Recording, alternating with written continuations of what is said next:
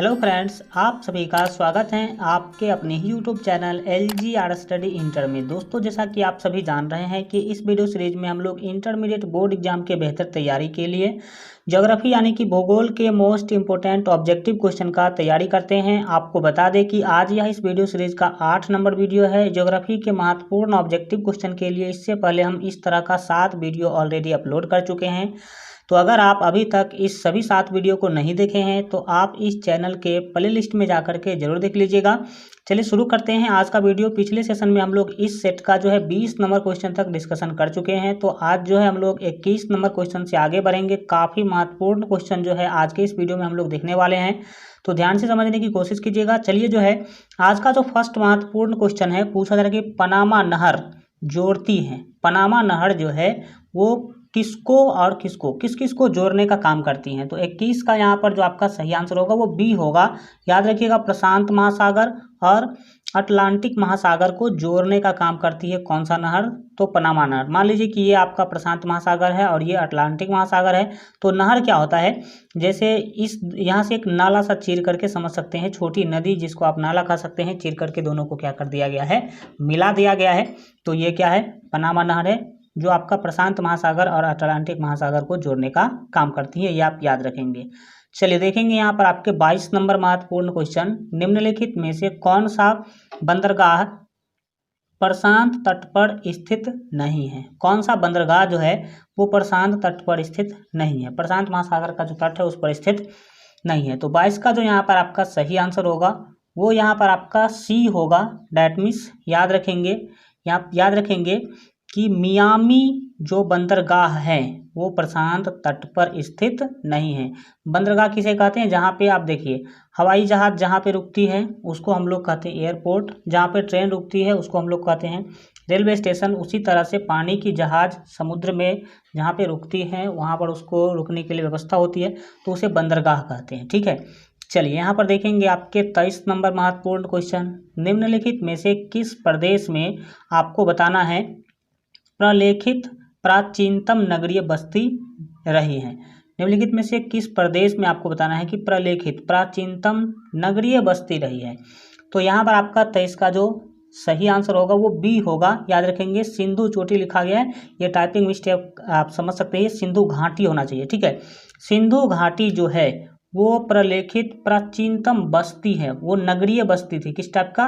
तो नगरीय बस्ती थी, और ये बहुत ही प्राचीनतम। आप सिंधु घाटी सभ्यता के बारे में इतिहास में आप लोग पढ़ेंगे, जो लोग इतिहास रखे हैं वो लोग।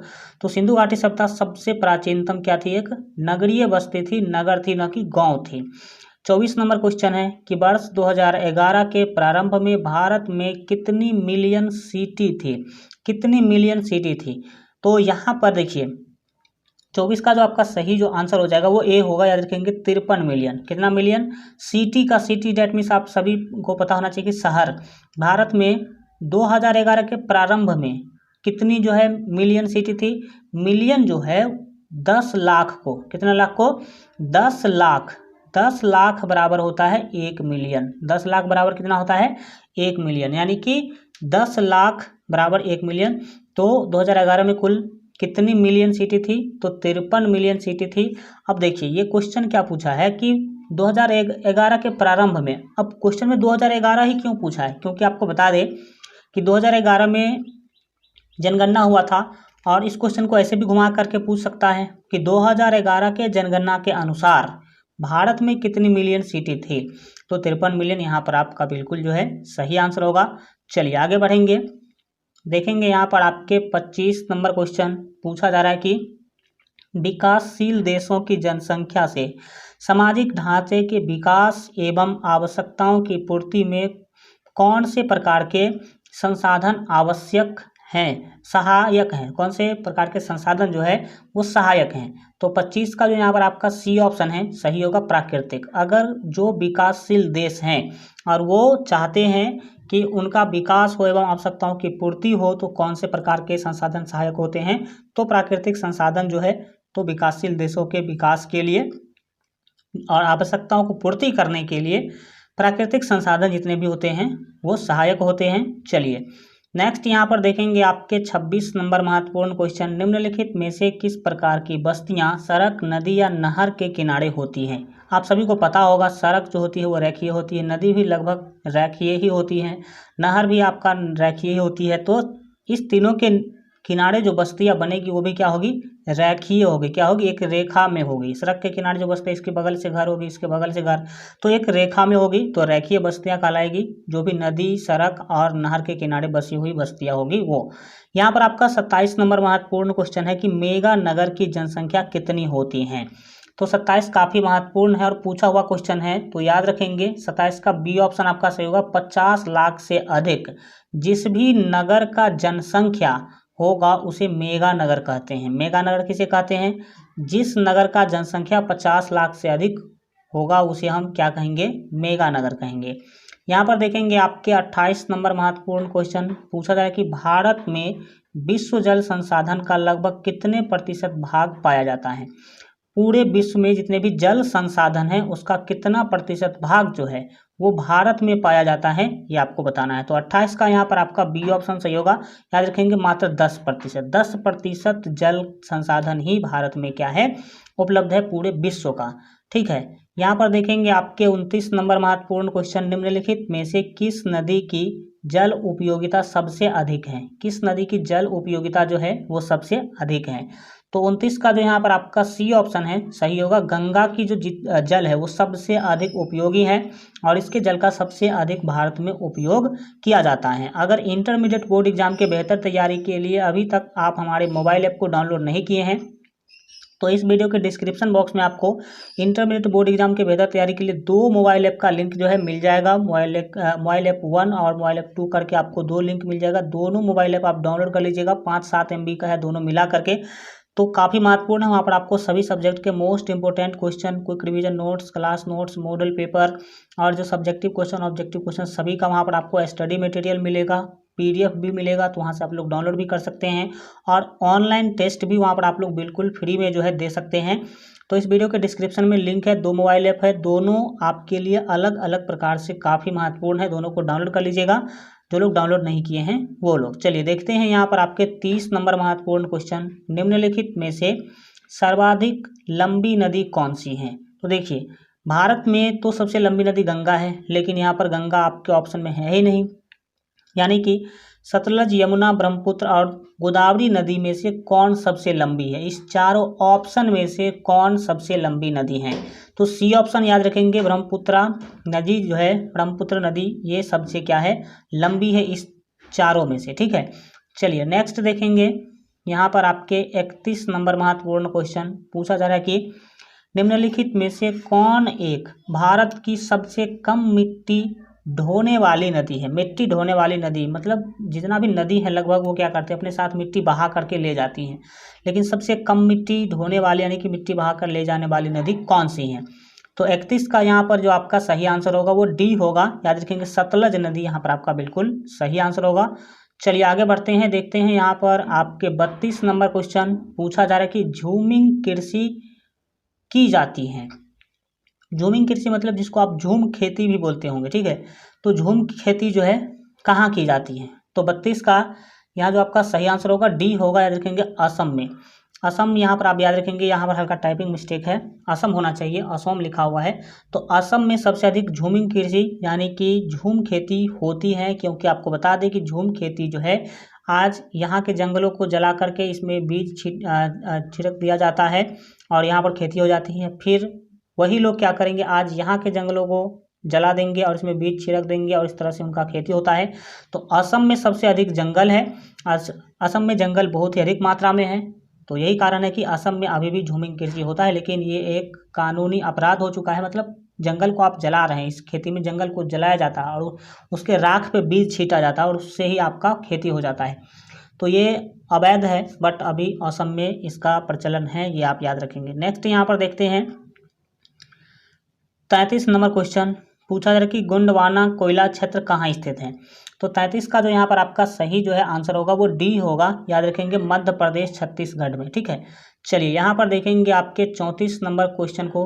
34 नंबर क्वेश्चन के द्वारा पूछा जा रहा है कि कोडरमा किस खनिज के लिए प्रसिद्ध है। कोडरमा जो है किस खनिज के लिए प्रसिद्ध है। तो 34 का यहाँ पर जो आपका सही आंसर होगा वो सी होगा। डैट मीन्स याद रखेंगे अभ्रक के लिए। किसके लिए, अभ्रक के लिए। नेक्स्ट 35 नंबर क्वेश्चन देखिए, पूछा जा रहा है कि खेतरी में क्या है, खेतरी जो स्थान है उसमें क्या है, वहाँ पे क्या है। तो 35 का ए ऑप्शन याद रखेंगे, तांबा खाने हैं। तांबा खाने यानी कि तांबा का खान है खेतरी में, ये आप याद रखने की कोशिश करेंगे। 36 नंबर क्वेश्चन देखिए, 36 नंबर क्वेश्चन के द्वारा जो है आपसे पूछा जा रहा है कि बेला डीला किसके लिए प्रसिद्ध है। बेला डीला जो जगह है वो किस चीज़ों के लिए प्रसिद्ध है। तो 36 का सी ऑप्शन याद रखेंगे, लोहा अयस्क, लोह अयस्क के लिए, लोह अयस्क के लिए क्या है, प्रसिद्ध है। चलिए आगे बढ़ते हैं, देखेंगे यहाँ पर आपके 37 नंबर क्वेश्चन पूछा जा रहा है कि नहरकटिया पेट्रोलियम क्षेत्र किस राज्य में स्थित है, जिसको नहरकटिया भी बोलते हैं लेकिन नहरकटिया आप मुख्य रूप से याद रखेंगे। तो 37 का जो यहाँ पर आपका सही जो है आंसर होगा वो बी होगा, डैट मीन्स याद रखेंगे असम में, किसमें, असम में है नरकटिया पेट्रोलियम क्षेत्र। नेक्स्ट यहाँ पर देखिए 38 नंबर महत्वपूर्ण क्वेश्चन पूछा जा रहा है कि सरदार सरोवर परियोजना किस नदी पर है। सरदार सरोवर परियोजना जो है किस नदी पे स्थित है। तो 38 का जो यहाँ पर आपका सही आंसर होगा वो ए होगा, याद रखेंगे नर्मदा नदी यहाँ पर आपका बिल्कुल जो है सही आंसर हो जाएगा। चलिए यहाँ पर देखेंगे नेक्स्ट आपके 39 नंबर महत्वपूर्ण क्वेश्चन पूछा जा रहा है कि पर्यावरणीय ह्रास होता है, पर्यावरणीय ह्रास जो है वो होता है किस में। तो 39 का यहाँ पर आपका डी ऑप्शन से होगा, इनमें से सभी, प्राकृतिक प्रकोप हो उसमें भी पर्यावरण का ह्रास होता है, प्राकृतिक आपदा से भी होता है, पर्यावरण आघात से भी जो है पर्यावरण का ह्रास होता है, मतलब पर्यावरण की कमी जो है देखने को मिलती है। नेक्स्ट यहाँ पर देखेंगे आपके 40 नंबर महत्वपूर्ण क्वेश्चन, औद्योगिकरण से कौन सा प्रदूषण होता है, औद्योगिकरण से कौन सा प्रदूषण होता है। तो 40 का डी ऑप्शन, इनमें से सभी, जल प्रदूषण भी होता है, वायु प्रदूषण भी होता है, ध्वनि प्रदूषण भी होता है, किससे, औद्योगिकरण से, मतलब उद्योग धंधा कोई फैक्ट्री आप लगाते हैं तो उससे इस तीनों प्रकार का प्रदूषण क्या होती है, फैलती है, इस तीनों प्रकार के प्रदूषण को बढ़ावा मिलती है, ये आप याद रखेंगे।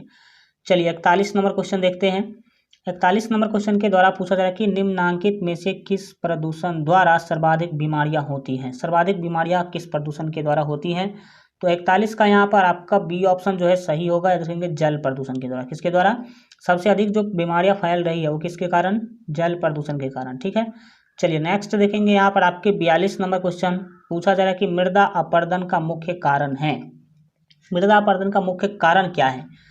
तो 42 का यहाँ पर आपका डी ऑप्शन जो है सही होगा, इनमें से सभी, वन का विनाश करना, पशुचारण और खनन, ये तीनों कारण है मृदा अपरदन का, ये आप याद रखने की कोशिश करेंगे। वन का विनाश, वन काटते जा रहे हैं, पशुचारण हो रहा है, पशु अधिक से अधिक वन को खा जा रहा है, खनन मतलब कोयला के खानों के लिए, आप सभी समझते हैं कि अधिक से अधिक वनों का जो आपका मृदा है, मिट्टी, उसको खूना जाता है, उसके कारण इसका क्या होता है, अपरदन होता है, ये आप याद रखेंगे। तो डी यहाँ पर आपका इनमें से सभी आपका बिल्कुल जो है सही आंसर होगा।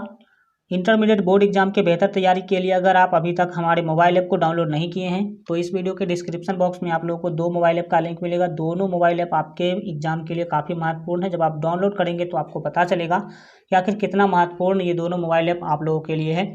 आज का वीडियो कैसा लगा कमेंट के माध्यम से जरूर बताइए, और अगर आप अभी तक इस वीडियो को लाइक नहीं किए हैं तो वीडियो को लाइक कर दीजिए, साथ ही अपने दोस्तों में शेयर कर दीजिए। और अगर आप अभी तक इस चैनल को सब्सक्राइब नहीं किए हैं तो इस वीडियो के नीचे आपको लाल रंग का सब्सक्राइब का बटन दिख रहा होगा, उस पर क्लिक करके चैनल को सब्सक्राइब कर लीजिए। बगल में घंटी का निशान आएगा, उस पर क्लिक करके ऑल पर सेलेक्ट कर लीजिएगा, ताकि आगे आने वाले सभी वीडियो का नोटिफिकेशन सबसे पहले आपको मिल सके।